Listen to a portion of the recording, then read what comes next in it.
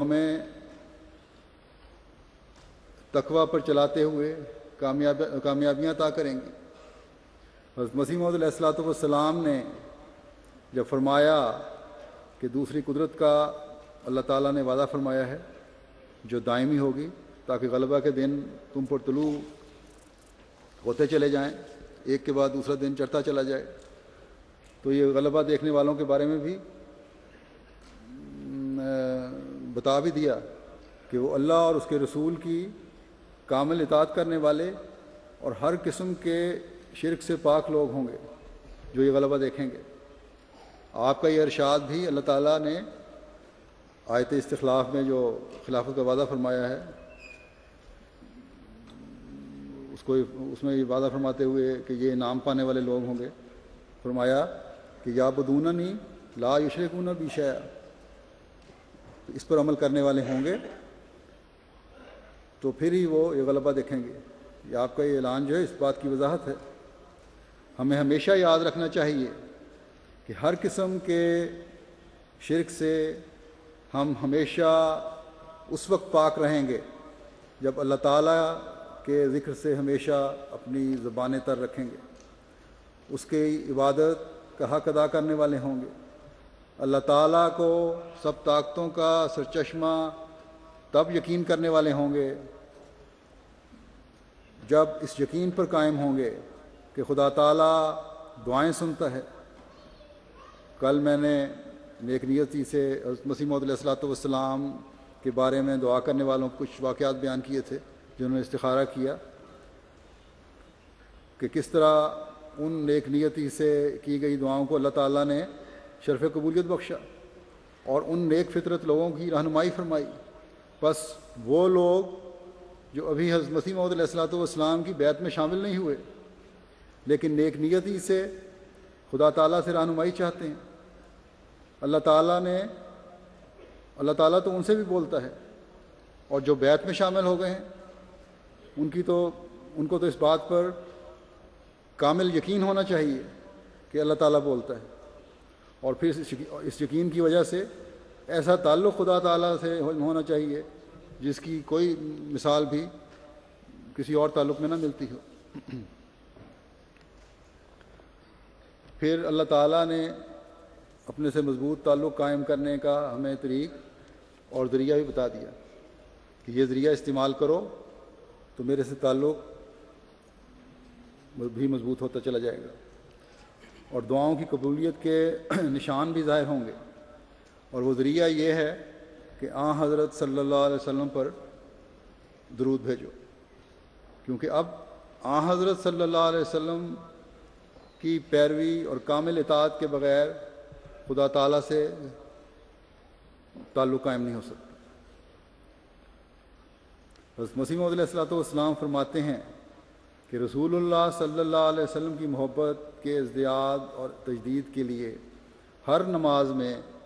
درود شریف کا پڑھنا ضروری ہو گیا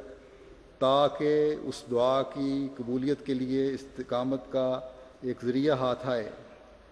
درود شریف جو حصول استقامت کا ایک زبردست ذریعہ ہے، بکثرت پڑھو مگر نہ رسم اور عادت کے طور پر بلکہ رسول اللہ صلی اللہ علیہ وسلم کے حسن اور احسان کو مد نظر رکھ کر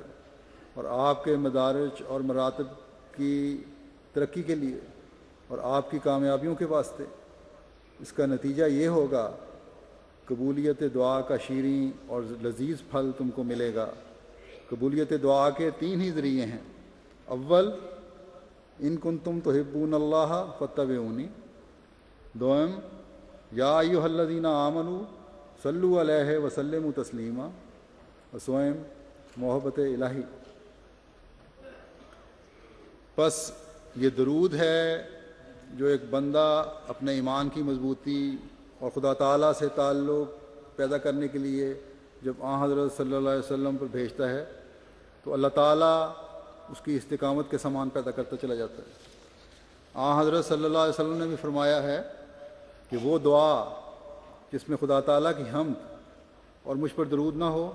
وہ دعا قبول نہیں ہوتی۔ گویا اب حضرت صلی اللہ علیہ وسلم کی آمد کے بعد صرف خدا تعالیٰ سے محبت کا دعویٰ جھوٹا ہے اگر حضرت صلی اللہ علیہ وسلم کا واسطہ بیچ میں نہ ہو،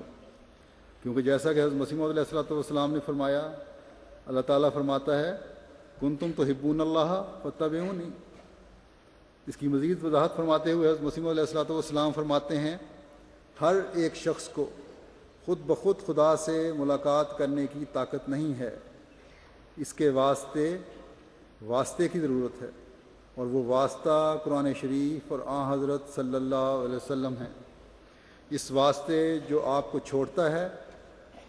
وہ کبھی بامراد نہ ہوگا۔ انسان تو دراصل بندہ یعنی غلام ہے۔ غلام کا کام یہ ہوتا ہے کہ مالک جو حکم کرے اسے قبول کرے۔ اسی طرح اگر تم چاہتے ہو کہ حضرت صلی اللہ علیہ وسلم کے فیض حاصل کرو تو ضرور ہے کہ اس کے غلام ہو جاؤ۔ قرآن کریم میں خدا تعالیٰ فرماتا ہے قل یا عبادی الذین اسرفوا علی انفسہم، یعنی تو کہہ دے کہ میرے بندو جنہوں نے اپنی جان پر ظلم کر کے گناہ کیا ہے، وہ آگے پھر ذکر ہے اس کا معافی کا۔ اس جگہ بندوں سے مراد غلام ہی ہیں۔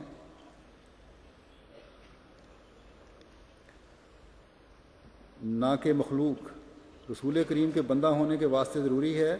کہ آپ پر درود پڑھو اور آپ کے کسی حکم کی نافرمانی نہ کرو، سب حکموں پر کاربند رہو جیسے کہ حکم ہے۔ اگر تم خدا سے پیار کرنا چاہتے ہو تو حضرت صلی اللہ علیہ وسلم کے پورے فرما بردار بن جاؤ اور رسول کریم کی راہ میں فنا ہو جاؤ، تب خدا تم سے محبت کرے گا۔ بس ایک تو اللہ تعالیٰ کی محبت کو جذب کرنے کے لیے حضرت صلی اللہ علیہ وسلم سے محبت کرنا ضروری ہے، اور آپ سے محبت کا سب سے بہترین ذریعہ آپ پر درود بھیجنا ہے۔ دوسرے اللہ تعالیٰ نے پھر اس کی خود ہی وضاحت بھی فرما دی کہ کیا بہترین ذریعہ ہے۔ فرمایا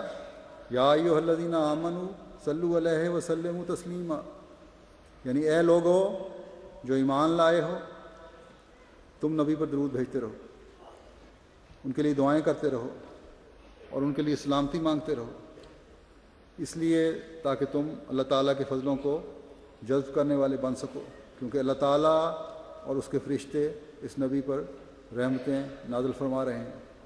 بس اللہ تعالیٰ کے فضل کو تبھی جذب کر سکو گے جب اس ذات سے پیار کرو اور اس پر درود بھیجو جس پر خود خدا تعالیٰ ہر آن رحمتیں اور فضل نازل فرما رہا ہے۔ حضرت مسیح موعود علیہ الصلوۃ والسلام فرماتے ہیں اللہ تعالیٰ اور اس کے تمام فرشتے رسول پر درود بھیجتے ہیں، اے ایمان والو تم درود و سلام بھیجو نبی پر۔ اس آیت سے ظاہر ہوتا ہے کہ رسول اکرم کے اعمال ایسے تھے کہ اللہ تعالیٰ نے ان کی تعریف یا اوصاف کی تحدید کرنے کے لیے کوئی لفظ خاص نہ فرمایا۔ لفظ تو مل سکتے تھے لیکن خود استعمال نہ کیے،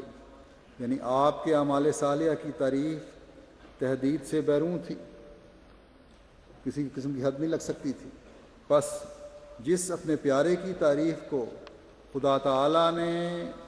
محدود نہیں رکھا اور مسلسل رحمتیں اللہ تعالیٰ اس عظیم نبی پر ہر آن نازل فرما رہا ہے، اور فرشتوں کو بھی حکم ہے کہ اس پر درود بھیجیں، تو پھر ایک انسان کے لیے تو کوئی اور طریق ہی نہیں خدا تعالیٰ کا قرب پانے کا سوائے اس کے کہ آپ صلی اللہ علیہ وسلم کی خالص غلامی میں آئے اور آپ پر درود بھیجتا رہے۔